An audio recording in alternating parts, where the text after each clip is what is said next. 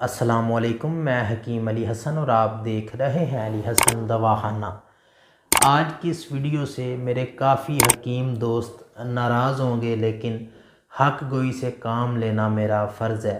آپ نے اکثر سنا ہوگا کہ جو ہربل اور دیسی ادویات ہیں ان کا فائدہ ہو نہ ہو نقصان نہیں ہوتا۔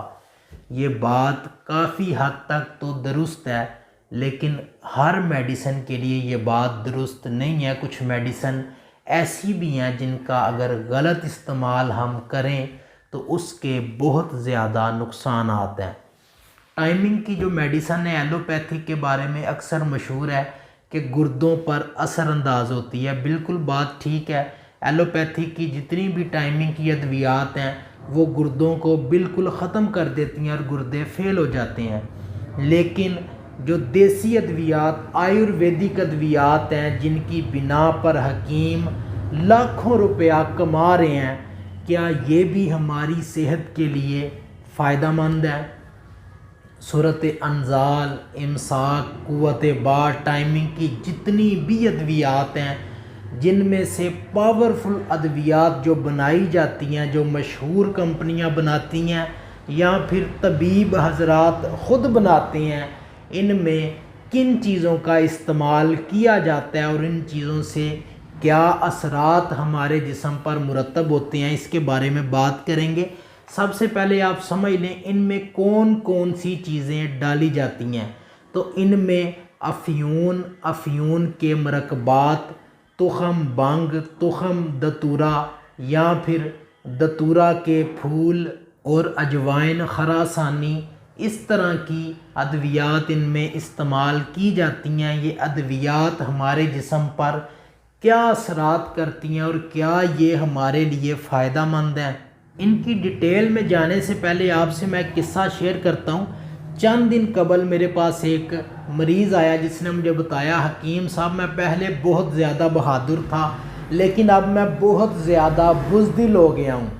یعنی ان کا کچھ کام اس نوعیت کا تھا کہ ان کو تھانے کچہری میں کچھ ملزموں کے چھڑانے کے لیے یا دیگر کاموں کے لیے بلایا جاتا تھا، اور وہ اپنے کزنوں اور اپنے خاندان کے ساتھ وہ جایا کرتا تھا، اور بہت ہی بہادری سے، کسی سے وہ ڈرتا نہیں تھا، لیکن وہ بتا رہا تھا کہ اب میں بہت زیادہ بزدل ہو گیا ہوں اور میرے کزن بھی مجھے تانے دیتے ہیں کہ تجھے کیا ہو گیا، تم پہلے بہت بہادر تھے لیکن اب اتنے بزدل کیوں ہو گئے ہو؟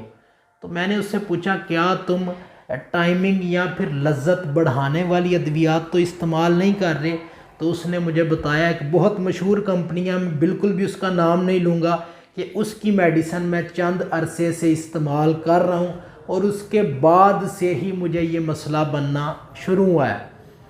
تو یہ جو ادویات ہیں ان کے بہت زیادہ مضر اثرات ہوتے ہیں، کیونکہ جتنی بھی ادویات میں نے آپ کو جن کے نام لے کر بتائے ہیں یہ ساری نشہ آور اور منشیات ہیں۔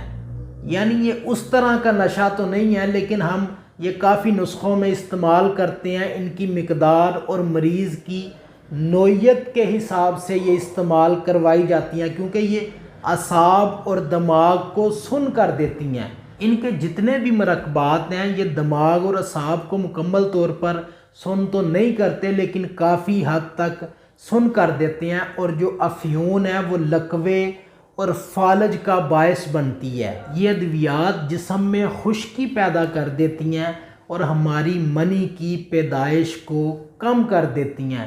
دماغ اور اعصاب جب سن ہو جائے گا تو آٹومیٹکلی ہماری جو ٹائمنگ ہے وہ زیادہ ہو جاتی ہے۔ خشکی کے مریض، ڈپریشن کے مریض، یا پھر جو دفتری کام کرتے ہیں، کمپیوٹر پر کام کرتے ہیں، ٹیکنالوجی کا جن کا کام ہے، یا جن کے کام میں دماغ کا بہت زیادہ استعمال ہوتا ہے، وہ ایسی دوائیوں سے بالکل گریز کریں۔ یہ دوائیاں بالکل بھی استعمال نہ کریں، چاہے یہ ایلوپیتھک کی ہیں یا پھر یہ ہربل میڈیسن ہیں۔ اجوائن خراسانی دماغ کو سن کر دیتی ہے اور دتورا دماغ کے اگلے حصے پر اثر انداز ہوتا ہے، اور اس کے زیادہ استعمال سے آپ کو پاگل پنا بھی ہو سکتا ہے۔ میرا فرض تھا کہ آپ کو آیورویدک اور دیسی ادویات کا بھی بتاؤں کہ ضروری نہیں کہ اس کی ہر میڈیسن کا کوئی نقصان نہیں، یہ دوائیاں بالکل نقصان دیتی ہیں۔ طبیب کو چاہیے کہ مریض کی کنڈیشن کے حساب سے، اس کی نوعیت کے حساب سے اس کا علاج کرے، اس کے دوسرے مسائل بھی مد نظر رکھے، اس کا کھانا پینا، اس کا کام کاج، اس کا گھریلو ماحول، یہ ساری چیزیں مد نظر رکھنے کے بعد بڑی احتیاط سے ان دواؤں کو دیں۔